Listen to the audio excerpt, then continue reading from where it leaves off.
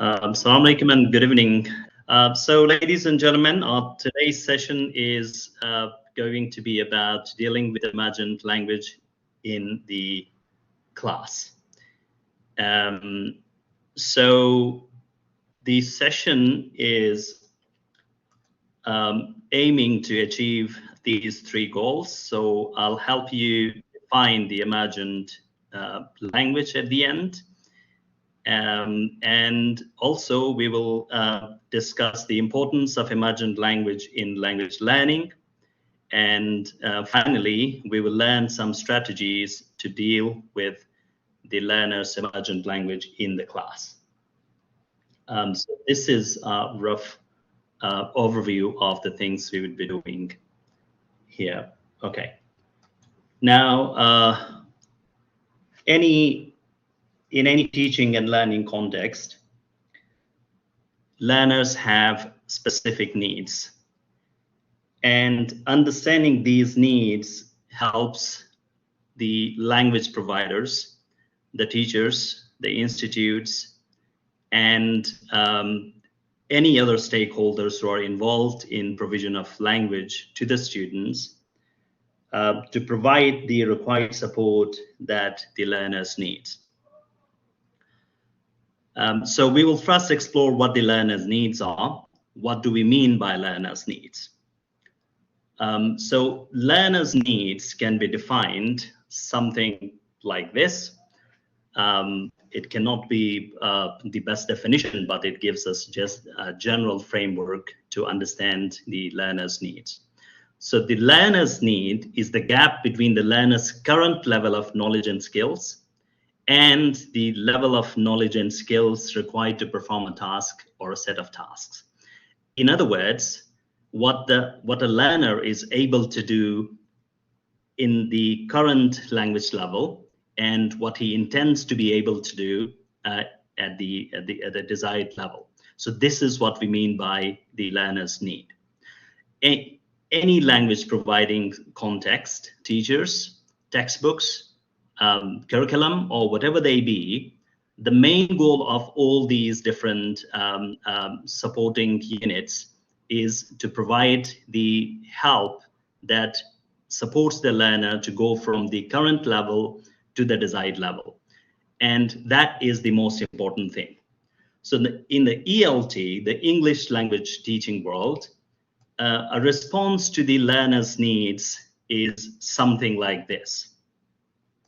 So we want to, in any teaching and learning context, the ELT world in general, that includes the teachers, that includes the whole industry, that includes the institutions, that includes the universities and everyone else, they have actually tried to respond to the learner's needs by involving in designing course books, which they believe is enough to respond to the learner's needs. That is the first thing. And in addition to this, at the local level, we have, let's say, the lesson plans or the lessons that we teach on a regular basis. So this is the second level and an attempt to meet the learner's needs. So as teachers, we are trying to meet the learner's needs in the class by assuming that we are responding to their needs. And the course books and the course designers and the curriculum developers and all that, they believe that by writing those course books and the curriculum and everything else around it, they are responding to the learner's needs. So this is what is going on there. And all this premise, the course book, the lessons, the teaching, everything else, we are doing a few things in general in any learning and teaching context, regardless of what methodology we use, what approaches we're using, whatever techniques we're using, generally we are doing these things. Number one, the first thing is we are deciding something called the target language to be taught to a group of students in the class. So the decision to make, what we want to teach there is to be made before going to the class, and that's what we always do. Secondly, we take that language and present it to the students. The target language is taught, it's presented, whatever you may call it, to the students in the classroom. through the textbooks or the teacher's lesson plan or handouts, whatever you may call it, and that is practiced with the students. And then in an ideal situation, that language item is recycled over a period of time in a recurring way, in such a way that the student's retention increases. So when a student recycles an item that has been taught to him, let's say a month ago, that the recycle sessions help the learners to retain the language item that has been taught to him or her.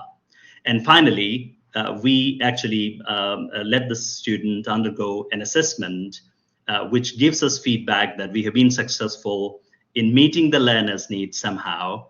And if the learner passes the exam or the assessment, whatever it is, we believe that we have been successful in achieving our goal. So this is the whole thing we always do, and in all contexts we do it. However, we need to reflect on this.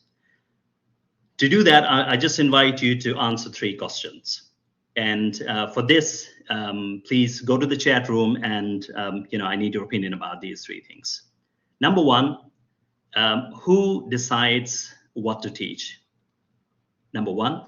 Number 2, who decides the lesson objectives for the students?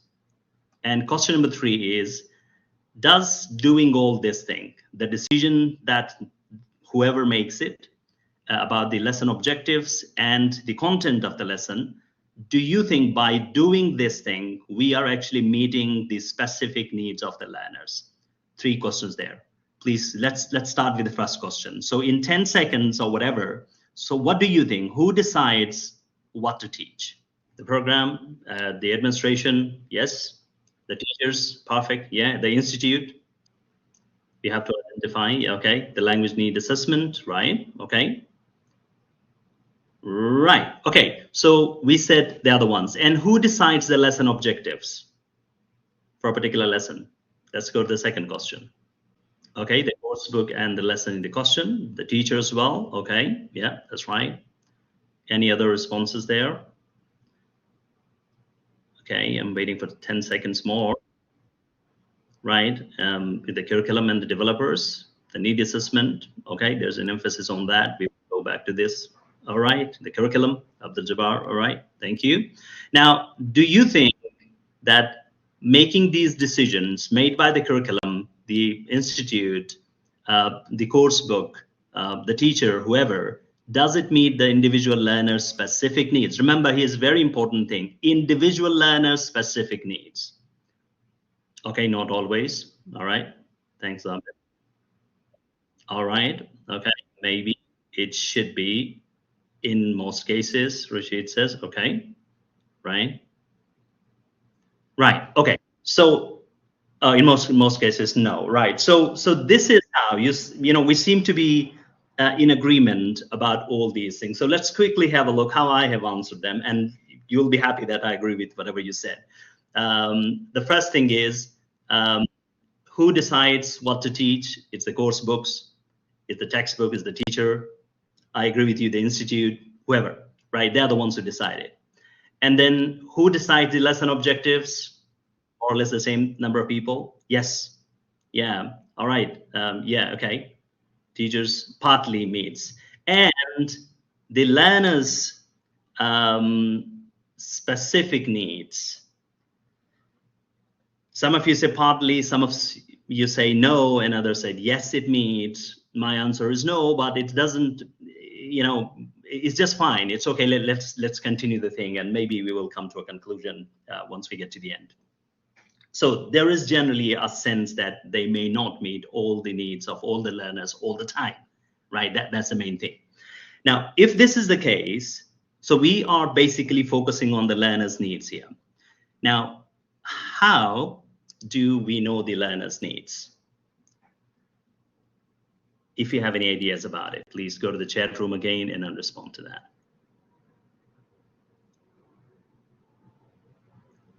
How do we know what the level presupposes it? Exactly.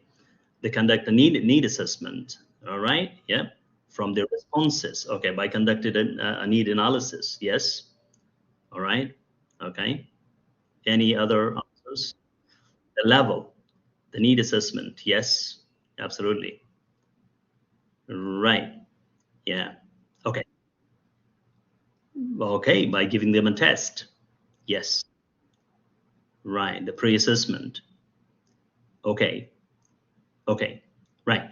Now that's okay. Now there are different ways to do it. The thing is, although the general needs might be easy to guess, let's say a textbook can be written on the basis of the general needs of the learners.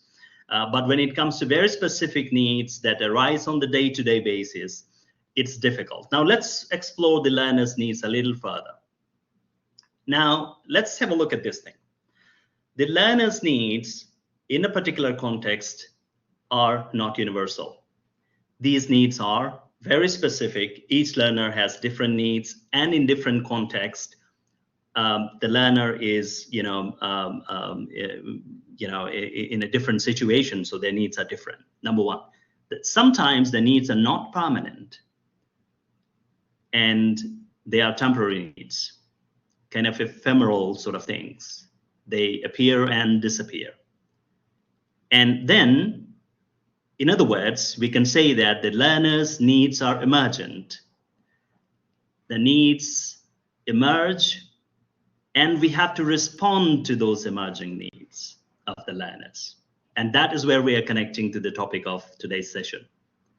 And in a sense, we cannot predict all the needs of all the learners all the time. That's not possible. A particular context, let's say the textbooks are written claiming to be meeting the needs of a particular group of learners, but the need assessment, the need analysis they involve in is a little too general. It doesn't meet exactly. I completely agree with you. The core needs, yes, but when it comes to the most specific ones, it is just blind on that. And what actually happens if we don't respond to these things? If we don't take into account the learner's emerging needs, the needs that the learners actually encounter in a particular context. I need the help microsecond. I'm not able to say something. Please come and give me the word. I'm lost there. What the word is. That actually puts the learners into stressful situation, and it's really a thing that needs to be considered. Now, so if the learner's needs are emergent, we need to deal with the learner's emerging language needs. So if the learner's needs are emergent, if you're responding to the learner's emergent language needs, we need to understand what emergent language is all about. So what is emergent language? Let's try to understand it. This is a definition by Danny Norrington Davis.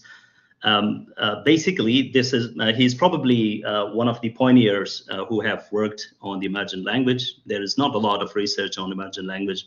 Only a few people have worked on this. So according to Danny Norrington, emergent language is unplanned. Now look, it's unplanned language that arises spontaneously during genuine interaction in the language classroom. So it is a type of language that arises then and there. So we're not talking about the needs that have been, incorporated into the textbooks. So we are generally talking about if a student is able to say something, is he stuck somewhere? And what are these spontaneous, genuine interactional needs? Exactly. What are they? They are now, he gives us some examples of it. It includes errors. Sometimes the language errors the language learner commits in the class is an example of emergent language. Secondly, communicative breakdowns. A learner is trying to say something, but he's lost or she is lost. He's not able to say it. But it can also be language. Now, this is very important. The emergent language can also be the language that the teacher or the learners judge to be in some way new, interesting, or good to share. So it's something I should know. It's something, it helps me say the things in a nicer way. That is also an emergent need of the learners. learning journey. And that all these things, sometimes it needs some, it requires modification and all that. So this is actually what we mean by the emergent language. So as we said, it's spontaneous. It emerges from unplanned interactions in the classroom, and the things that feed into the emergent language, these are the language errors, communicative breakdowns, a new and interesting or good thing to share, or that kind of things. Now let's move on to the elements of emergent language. So in general, we can say that emergent language consists of the learner's errors, the communicative breakdowns, the alternative ways of producing the same meaning. Sometimes, we have language is a creative thing. We always engage in things, and there are always a different way to say the same thing each time we describe it. Let's say if I talk to you about a topic now, and if I talk about the same topic after 10 days, I will never use the same words that we are using. So there are always alternatives that we use, and learners definitely need that. So that is an emergent need. And the language that teachers or learners judge to be in some way new, interesting, or useful. And finally, the most important thing is sometimes the questions raised by learners about an aspect of language. So these are the different areas of language that contribute to the emergent language of the student. Now, I'm just going to show you a few examples. Please, if you can take a screenshot of this screen, because I'll just put you into some small tests after this. I want you to reflect on all these things. So you see, these are the different elements of emerging language. Now, here I have some examples. I want you to read the example. Exactly, we will see that. I want you to read the examples and what it is an example of. For example, the first one, I have been to London last year. What do you think is this? Is it, oh, wait a second. Oh, wait. No. Yeah, is it an error, a communicative breakdown, an alternative way of producing the same meaning? Whatever it is, it's definitely an error. Thank you, Mustafa. Yes, it's an error. What do you think about the second one? What about the second one? Lisa, what can it be an example of? It's a communicative breakdown. Salim said it's an alternative way to answer, Abdul Jabbar.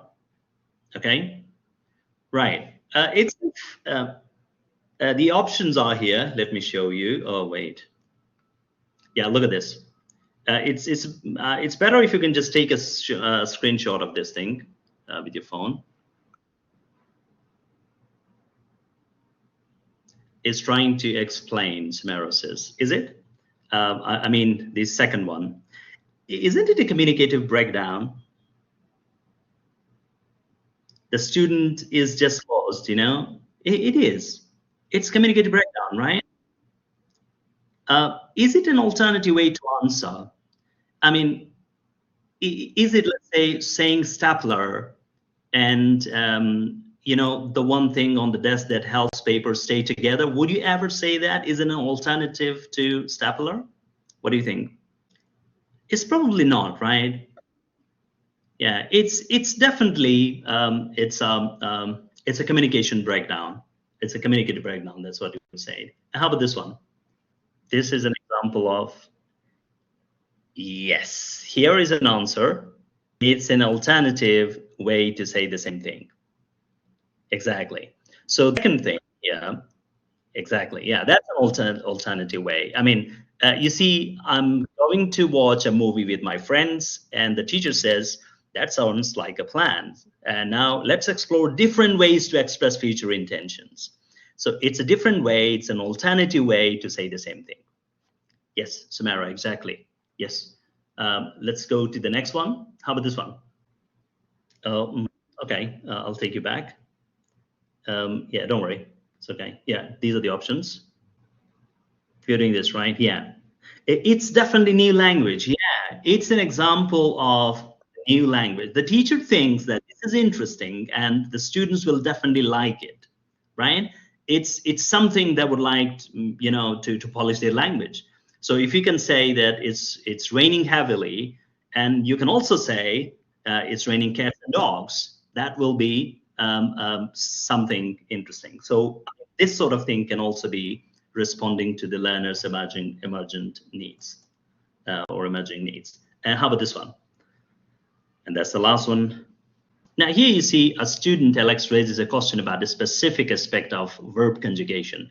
I'm a bit confused about when to use has and when to use have. Can you explain?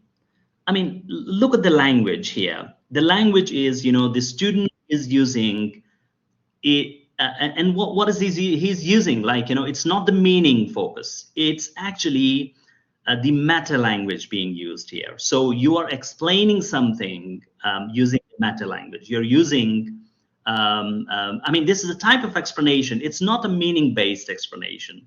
It's a type of explanation which maybe, let's say, may not be so clear to someone who doesn't know the meta language. And lower level language learners usually do not understand the meta language. So, so you have to decide when you want to use this method. So that's the plural subject, singular subject, using has and have. All this is meta language, right? This is the jargon being used in here. Yes, exactly.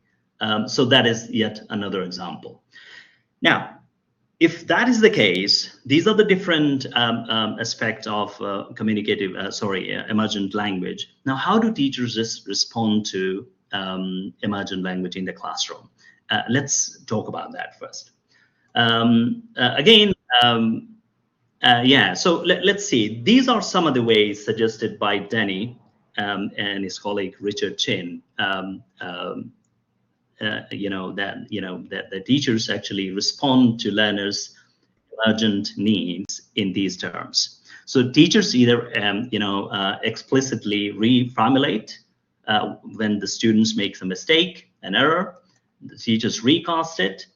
The teacher clarification is there. Meta-linguistic feedback is possible. Elicitation is what the teachers can do. An extension of the current, whatever the student is able to say, just to give him an alternative.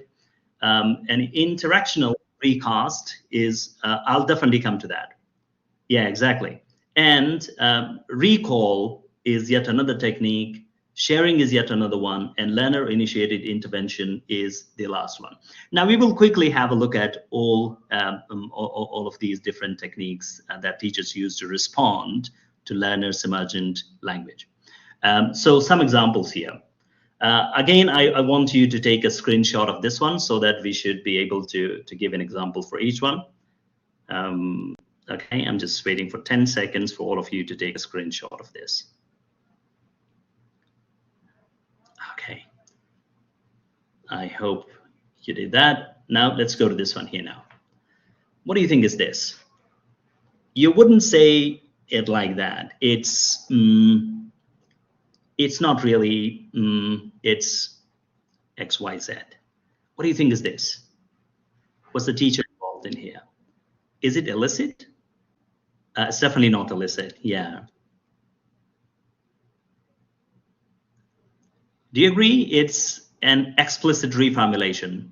You're clearly telling the student is that whatever you're saying is incorrect, and I'm giving you the correct version of it. Yeah, let's go to the second one. How about this one? You mean, or you should say, this is an example of recast.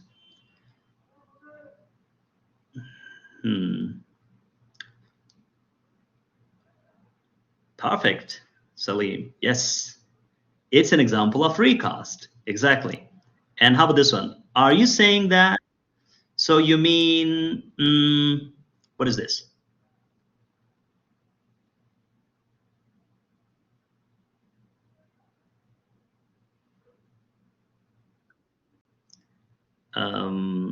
It's not illicit, yeah.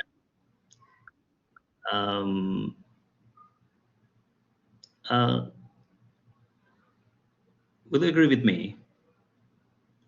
Isn't it sort of, yeah, wait a second. Here, it's teacher clarification. The teacher wants to make sure what the learner wants to say.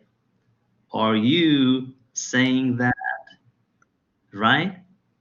Yes, America, yeah, exactly. Clarifies the same thing. Yeah, you're right. Let's talk about a few more here. What type of word goes here? What form of the verb do you need? What do you think is this?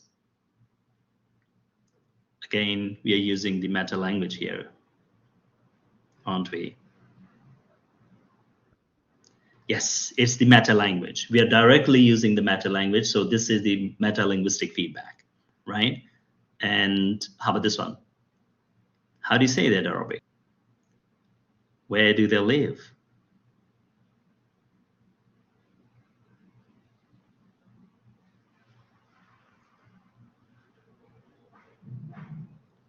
This is the most common one, and I've got a lot many answers with that thing. That is illicit. Yes, finally, exactly. This is elicitation. Perfectly. That is elicitation. Yes. And how about this one? Woke up early. You can also say got up early. How about this one? It's extension. Exactly. Yes. Thank you, Zabit. This is extension. And do you remember the word for, what was the word we used for that? What's this? Exactly, brother. Yes. Exactly. Yes, Salim. Thank you. It's recall. That's recalling. So all these, and finally, when a student comes and says, "Teacher, how do you say whatever?" What do you think about that? That is the learner-initiated intervention. Yes, it's learner-initiated. Perfectly. Yes. Thank you. Thank you. Now, these are the different ways the teachers respond to learners. Yes, exactly. These are how the teachers respond to learners' emergent language. Now, let's see how we do that. I mean, because there are so many questions to understand here. When we do that, now remember, we go into the classroom with something in mind. We are in the class to teach, let's say, present simple. And an emergent need is different. Let's say a learner has to involve in a communicative activity while you were teaching them present simple, past simple, whatever grammar point it is. And all of a sudden, you hear that a student is committing an error which is not related to the target language for which you are there. A general question to you all: how would you respond to that? You are there with with some language objectives to meet, and you have a target language which you are practicing with the students. The student is doing that somehow, but in one point, let's say, which is not directly related to the target language, and there is an error. How would you respond to that? Will you ignore it, or you will go to one of the things as indirect correction? Okay, fine.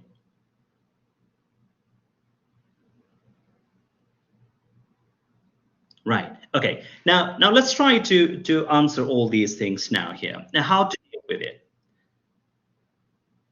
Okay. Okay. Now let's see. Exactly. You would recast the correct form, ask to clarify. So the different strategies we just discussed, you will involve in one of them. Now, how to do it? How to do it? I mean, is it like as and when basis? Will you do it whenever it is required, or will it be delayed, or will it be something like an instant, intervention? How would you do that? Because in some cases, it may not be possible to intervene all the time. So I'm just going to give you a few strategies here to deal with such situations. So the first thing, exactly, it depends. It depends is the best answer to so many things, isn't it? Yes, Mohammed says it should be on the spot. We will see now. We will see now. Okay. Now, to deal with some situations like this, I just want to suggest to you that you just, maintain an emergent language log. So this should be there in your diary. It can be an electronic version. It can be a real physical notebook, a diary that you maintain, in which you take note of the learner's language. I don't want to say it's the language errors. Remember, emergent language is not always the language errors. This is very different from it. So when we say the emergent language, we should not, consider it something, the mistakes or the errors that the learners all the time do. It's not that. It's something, sometimes you have to pick up a good use of language and extend it from there to give the student an alternative to what they are doing. Yes. Now, exactly. Now let's move on. So one thing is, if you maintain a journal, if you maintain, let's say, a log, an emergent language log, in which you have to just put in whatever input you get from the student. So whenever you give them an activity, let's say on a weekly basis, you do it only once in a week. So whenever you have a communicative activity, remember the emergent language, the best ideas for the emergent language come from any communicative activity. When the students are actually actively involved in a communicative task without knowing that they're being noticed for that. Remember, it should be spontaneous. It's not a work on language. It's generally, let's say they're talking about smoking, they're talking about their favorite food, they're talking about cars or whatever, and you're just around to take note of how they are doing that. So you're taking note of how the students are performing in the language, make note of their good use of language and also not so good use of language. And in the background, you actually respond to it. But remember, each time when you're responding to it, this response is to you.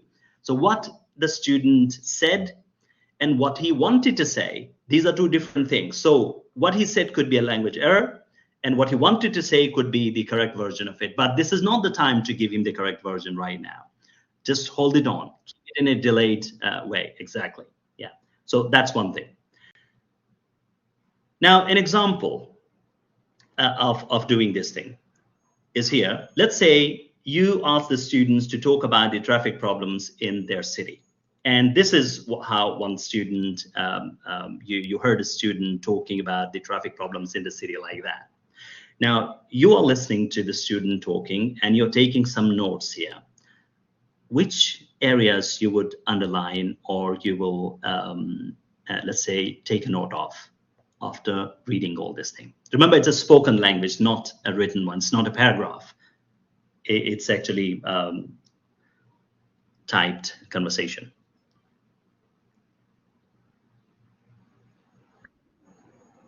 Okay, can you just write up, a chunk of the sentence that I will just pick up this one and I just directly want the thing. I mean, let's say, for example, will you, you cannot copy and paste, it's on the screen. Can you write the few things? I mean, this is where I will just write it.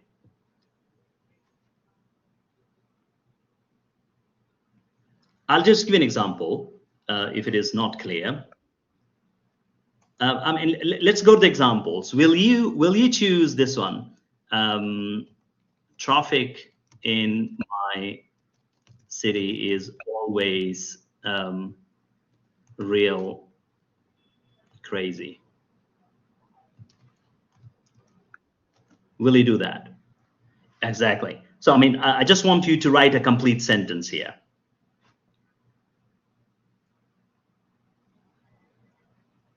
Okay, there is too many traffic. Very good, Abdul Razak, yes. And there is too many cars. Ahmed has found out one. Thank you, Ahmed.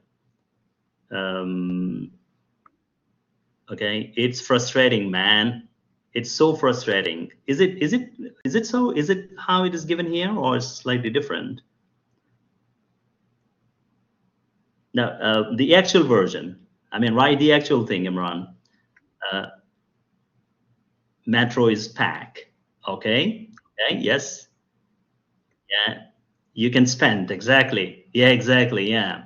It's so frustrated. So all these things are some of the language. I mean, other than this, well, I mean, let's move on. I just want to show you some of those things in the next line. This is what I underlined, highlighted there. Did you highlight all of them or? Was there anything that is very different? Okay, correct. And how about the one I have highlighted with a yellow highlighter? Will you choose this for some sort of discussion for your lesson during rush hour? Um, okay, and why would you choose that, Riyadh? It gets worse during the rush hour. Oh, okay.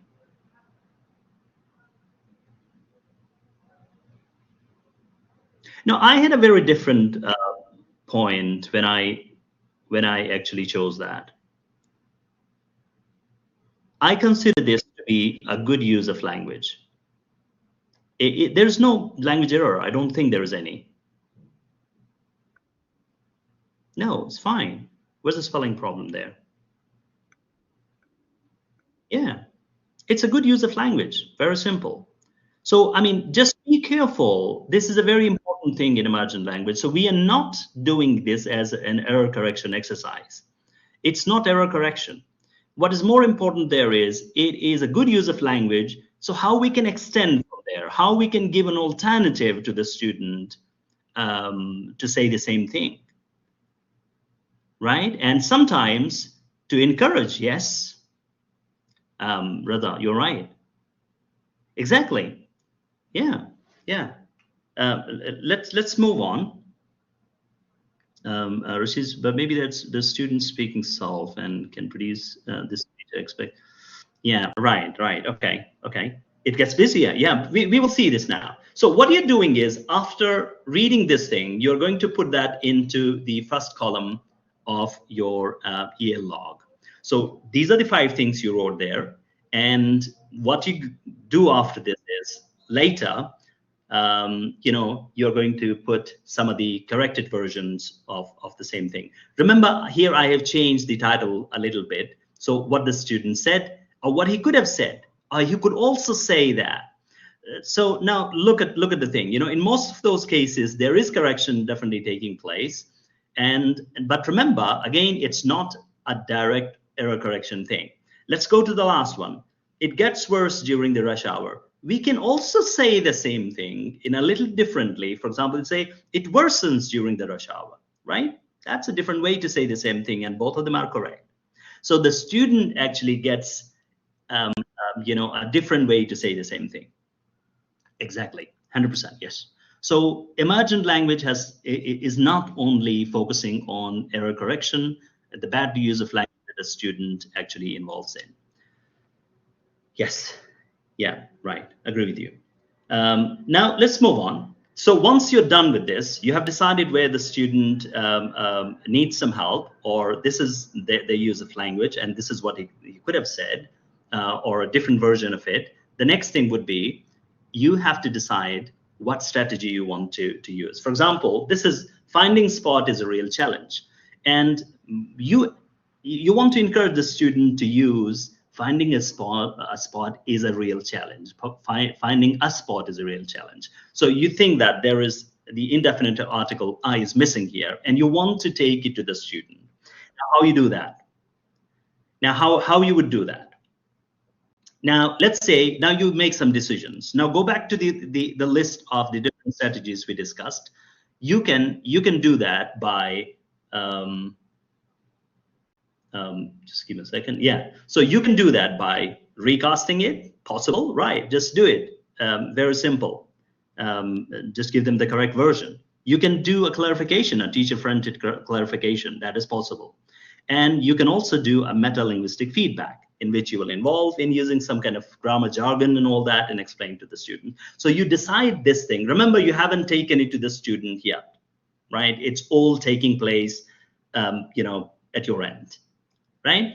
Now, you do all this thing, and then the step 3 would be to correct it.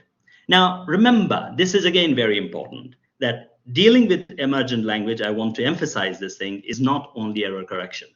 Now, how you do that? For example, this is a sentence here, finding space is a real challenge, and that's what you found. Now you're taking it to the students and you do it like this. The first thing you do is you correct it. You give them an alternative. Now, if you just stop it here, this will be just like an error correction thing, right? So there is no, skill, or the student is not learning anything from it. You're just giving them the correct version of it. And definitely as a result, there won't be any retention. The student will not take anything home once you give them the corrected version of it.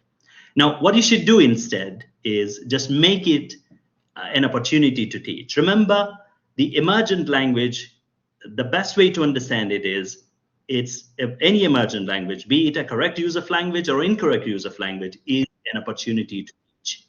So you are actually involving in some type of, make it a teachable moment for the student and a learning point for the student. And how you can do that is, let's see here.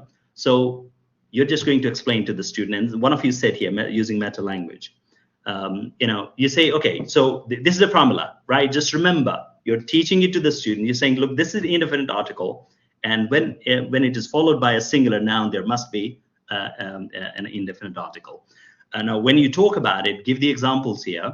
You say, okay, is the indefinite article, and space here is a singular noun. So you just explain it to them. It's a countable singular noun, and spaces is the plural of it. So you are purely using a meta language here, and making it a learning point for the students.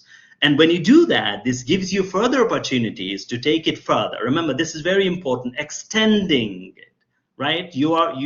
Because look at this thing, when you take it, when you decide to teach this thing as your language objective, the student is not part of the whole thing. But when you are taking it as a student's language error, and you did it, so I'm just going to help you do something, the student will definitely learn more. So this is his emergent need. So when you do it here, you definitely get more attention and more motivation. Now you have opportunities to teach, so use that opportunity and teach as much as you can. For example, you can also teach something, an extended part to this. I bought an umbrella last week. Now look at, you said an umbrella. Now you're going to explain it further by saying that an umbrella is countable singular noun, umbrella, and why we have an here, you just can explain that umbrella is a vowel sound, so that's why we've done it. Now look, this is what we mean by making it a learning point for the student and making it something to benefit from. So it's very different from error correction. Dealing with emergent language is much more than that. I'm just giving you one more here. I spent in a hospital about a week. Now look at that sentence. Let's say a student said it and you took a note of it. Now you are going to the student and telling him that's not the correct version of it. The best one is, I spent about a week in hospital. Now, if you just say it this way, again, it's not going to be any beneficial to the student. So make it a little more appealing to the student by, exactly. You can say that, look at there. So this is how we do that. I spent, after the verb spend, let's talk about the time first and the place later, right? So make it kind of a machine, a sentence generating machine, right? So you see, I spent about a week in hospital. So the student can generate, many other sentences following this formula. So it's actually a good way to explain things to the student. And in doing that, you get further opportunities to teach the more uses of the verb spend here.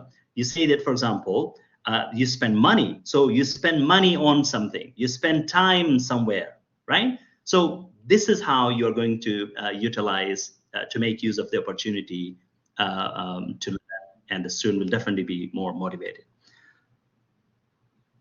Okay, yeah. Right. So in any way you want to do it, I mean, this is one of the approaches, as I said, I've given it there. Right. Now I'm just giving you a few sentences here, and I want your view about it. How would you teach this one? Let's say, I hate when I have to wait a long time. You heard a student saying this thing. And the first thing is you're going to correct the student, and then you want to make it a learning point. You can use a microphone if you want. Otherwise, just go to the chat room and mention it there.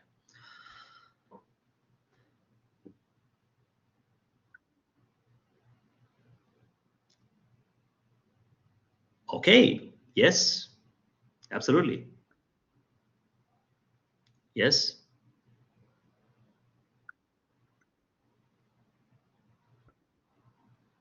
Yeah. Yeah. Right. Yes. Now, how would you teach it? Let's say that is the correction part. Can you make it a learning point for the students?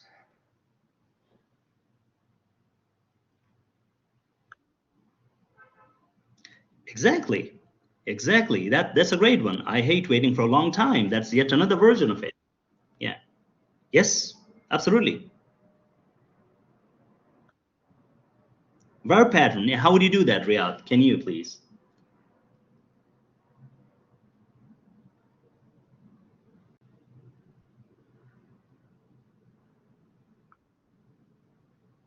Okay, verb plus ing. So what you will exploit there? This is a very good point you are just making there, Mustafa and Riyadh, both of you. Uh, the verb plus ing. Which other verbs you will bring into the discussion here?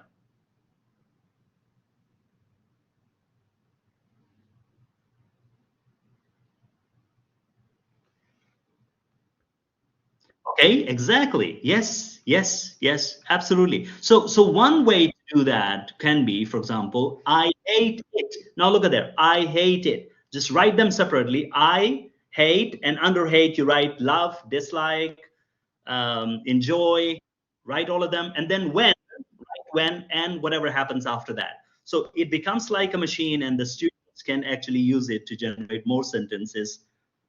Yes, but I love it again, Zabit.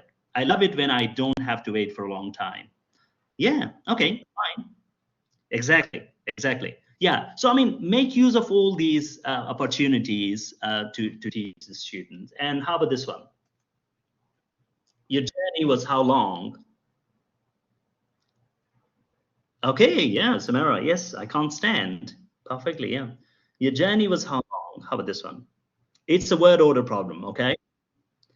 Okay, yes. Yeah, so how would you correct it first? How long was your journey? Perfect, Riyadh. Yeah, that's the correct. Now, how you would teach it? Okay, correct.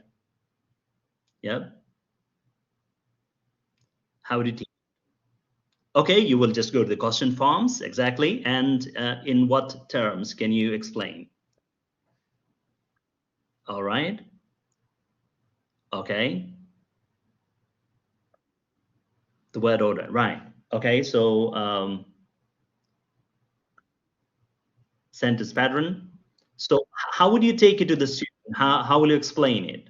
Exactly. There is a point. There's a point, Mustafa. Yes. So you have the WH word first, right? And then the auxiliary verb, and then the subject, right? So it's kind of a meta language explanation, isn't it? Yes. Absolutely, Fatima. Yeah, that's right. That's right. Yes, exactly. So that is yet another version of it. I mean, look, so it actually provides a lot of opportunities to discuss, and there are more here. Since the time is going very fast, so I'm just going to just leaving them to you. Later, you want to interact with them, please do so. Um, um, yeah. So let's go to the next one. Now, now, look, we have a variety of techniques we have talked about. You can recast it. It can be an interactional recast. It can be elicitation. It can be a direct correction, and all those sorts of things that you can involve in when it comes to the emergent language. One thing, as a teacher, as a reflective practitioner, you should do is, and this is a suggestion by Richard Chin, actually, he is one of the pioneers in the study of emergent language. So what you can do there is make a table like this for yourself and write all the different techniques that we can use to respond to learners' emergent language. For example, there's recasting, there's echoing, there's recasting, there is all of those things. So if you can just make a list of that, and then just whenever you're using a particular technique, teaching to your students, make a note of it. This will give you an idea of, are you using a diverse method of dealing with learners, emergent language. So that can be a thing. Just give an example of the thing. Let's say where you used recasting, and how did the learners respond to it? Was it effective, and all that type of things. So you can do that. And now the next question is the most important one in a sense: how much and how often? Do we always do this thing all the time, or there is something? Let's say, we should not be so regular about it. So how much and how often? So there are all sorts of possibilities. There is no hard and fast rule about it. You can do this on the spot. Some of the language errors, for example, you can just deal with them on the spot. So you don't need to wait for a long period of time. Exactly. Time constraints need to be taken into account, and it can be delayed. It can be weekly. Let's say, and the best one is weekly. Let's say if you can spare half an hour at the end of the day on, let's say, on a Thursday, and you say, okay, right, these are the things I have taken note of. And this is what I saw, you talking about, and these are the things you use. So let's talk about them, and in that way, if you do it, it's really helpful.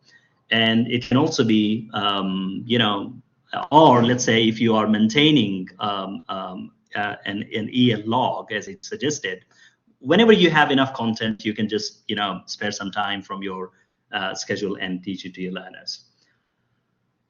Now, this is the last thing, the summary of the session. I want you to quickly go to the first one. What do you think is there? And this is kind of a small test. Now, emergent language is different from what? Error correction, yes. It's planned. It's a different, emergent language is different from a different type of language. What is that? That with which we go to the class and teach.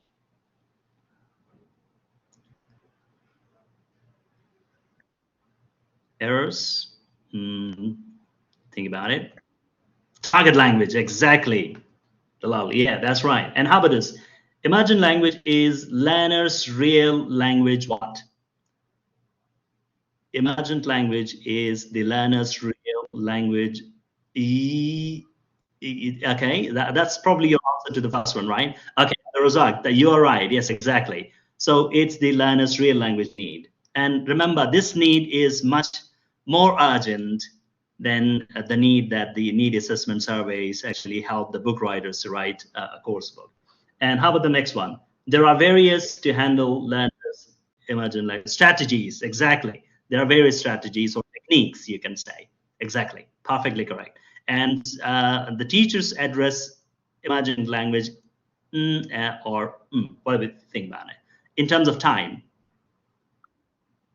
On the spot or later, exactly. It can be delayed or it can be immediately. And emergent language is not only what? Zabid, you had an answer in the beginning that maybe fit into this. It's not only error correction, exactly. It's not only error correction, so deal it differently. Thank you very much. That's the end of the session. If you have any questions to ask me, I'd be happy to answer your questions. Thank you, Mr. Ahmed, for the fruitful and beneficial presentation, and looking forward to hearing from you again. Thank you so much.